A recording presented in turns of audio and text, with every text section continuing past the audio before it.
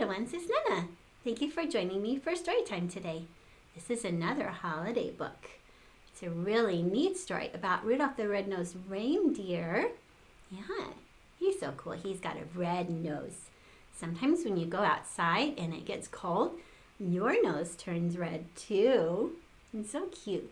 But I know that your nose is cold, so you could just cover it up like that with your hand to keep it warm, okay? Now my friend Christmas Bear is going to join us to hear the story. Okay, let's get started. Rudolph the Red-Nosed Reindeer, adapted by Rick Bunsen, illustrated by Arkadia. You see the snowman? The snowman is the one telling the story. He's called the narrator. I'm going to read, but I'm going to read it with his storytelling. Okay? There he is, ready to tell the story. Here we go. Christmas Town, also known as the North Pole, is the wonderful place where Santa Claus lives with Mrs. Claus, all the elves, and the flying reindeer that pull Santa's sleigh every Christmas Eve. Nowadays, Christmas Town is a happy place. The elves make toys. The reindeers fly. But in the old days, everyone had to watch out for the abominable snow monster. How scary! He was big and furry and hated anything having to do with Christmas. And he liked to eat reindeer. Oh my goodness, how scary the reindeer. All that started to change when Santa's lead reindeer, Donner, became a papa. There's Donner. "We'll call him Rudolph," said Donner, looking at his new son. Suddenly, Donner and Mrs. Donner saw a bright light. "He's got a shiny red nose," said Donner in surprise. "I'd even say it glows." There he is with his shiny red nose. It must be Rudolph. Yeah. Santa came to see the new arrival, but then he saw Rudolph's nose. Oh no, what's he gonna say? "Let's hope this glowing stops if Rudolph wants to make the sleigh team," Santa said. "We can't have any shiny noses flying through the sky." So the Donners put a little cover on Rudolph's nose. Oh, Santa didn't want Rudolph to shine in the sky.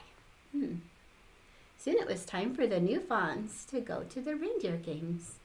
There they would be inspected by Santa, who would choose the best reindeer for his team. At first, Rudolph felt shy, but soon he met a doe named Clarice. "I think you're cute," she told Rudolph. There she is right there. The coach arrived to teach the fawns what they needed to know to be on Santa's team. "First, we'll learn to fly," he told them. "You have to get up enough speed and jump into the wind."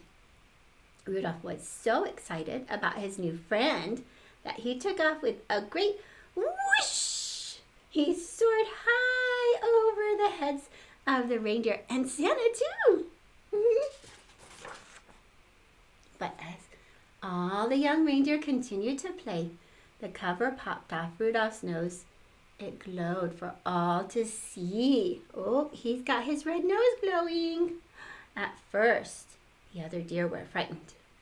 But soon they began to laugh and call Rudolph names. "Rudolph the Red-Nosed Reindeer," they jeered. Oh, and the coach said, "Go on home. From now on, you can't join in any reindeer games." Only Clarice didn't laugh at Rudolph. Oh. Poor Rudolph wandered off alone. Soon he met an elf who was hiding in the woods. "My name is Hermie," said the elf. "I want to be a dentist. But right now I'm just an elf who doesn't belong." "I'm a red-nosed reindeer," sighed Rudolph. The pair decided to be friends and to run away together. They hadn't wandered far when they heard the terrible roaring of the abominable snow monster. "Oh no, it's my nose," said Rudolph. "The monster sees it and is coming after us." Yeah. Oh, Rudolph and Hermie were saved by Yukon Cornelius, the greatest prospector in the north. "Jump into my sled," said Cornelius, "and we'll run like crazy." But no matter how fast they went, the monster stayed close behind. Finally, they were trapped at the water's edge. Cornelius chopped the ice with his axe, and the friends floated safely away. So now they're on a little ice block floating out in the water. They floated all night and landed on a strange island where they were greeted by a puppet that sprang from a box.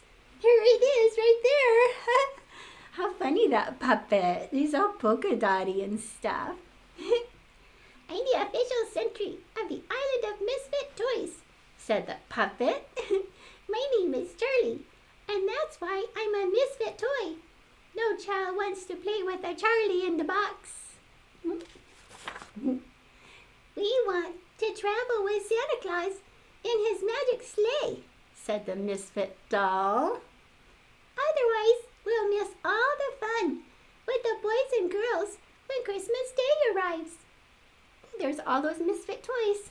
Oh, cool. The friends met an elephant with polka dots, a choo-choo, a train with square wheels, a water pistol that shot jelly, a bird that swam, a cowboy riding an ostrich, and a boat that couldn't float.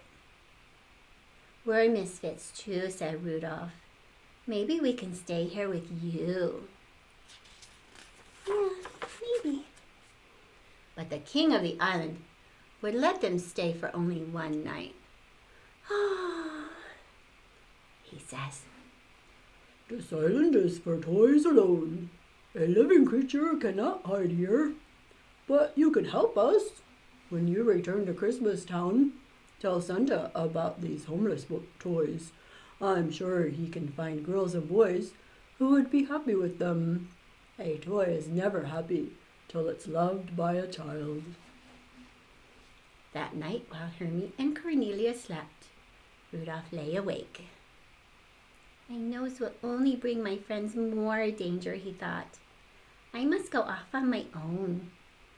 But as he wandered alone in the snow, Rudolph realized that he couldn't run away from his troubles. There he goes, wandering away. Rudolph returned to the mainland and headed for Christmas Town. But first he had to pass the cave of the Abominable Snow Monster. As he did, Rudolph heard voices crying, "Help, help!" Rudolph rushed inside. There were Rudolph's parents and Clarice. They had been searching for Rudolph and had been caught by the monster who was about to devour Clarice. "Put her down," Rudolph cried, butting the surprised monster with his little antlers. There he has little tiny antlers. Just then Hermie and Cornelius pulled up outside the cave. They had followed Rudolph's trail and knew he needed help. "An abominable snow monster will never pass up a pork dinner," said Cornelius. Hermie, you sit outside the cave and oink it like a pig. When the monster comes outside, watch out." There's Hermie. He's going to oink like a pig to make it sound like there's a pig outside. And there's Cornelius up there with his snowball. What's he going to do with that snowball? Hermie approached the mouth of the cave. "Oink, oink," he called. The monster dropped Clarice and rushed outside. At that moment, Cornelius pushed a giant snowball down on top of him. Splat! Working quickly while the monster was stunned.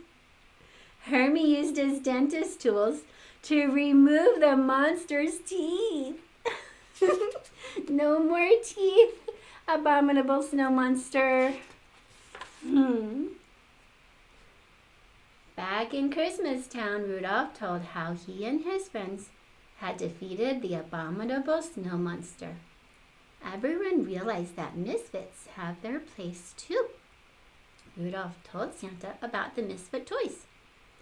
"As soon as the storm lets up, I'll find homes for them," Santa said. Santa promised.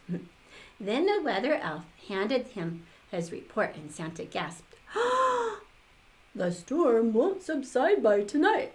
I won't be able to see to fly my sleigh. Suddenly, a flash of light caught Santa's eyes. Rudolph's nose. Rudolph, he said, what a beautiful nose, wonderful nose. Won't you guide my sleigh tonight? I'd be honored to, said Rudolph, putting on his jingle bells. Wow, that's how it worked. Okay, Rudolph, said Santa. First, stop in the island of Misfit toys. Up, up, and away. And with Rudolph leading the way, Santa soon found loving homes for all those lonely toys. Rudolph the red-nosed reindeer, everyone sang, you'll go down in history. And he did. Wow, that was fun. I'll see you in the next story. Bye, everyone. I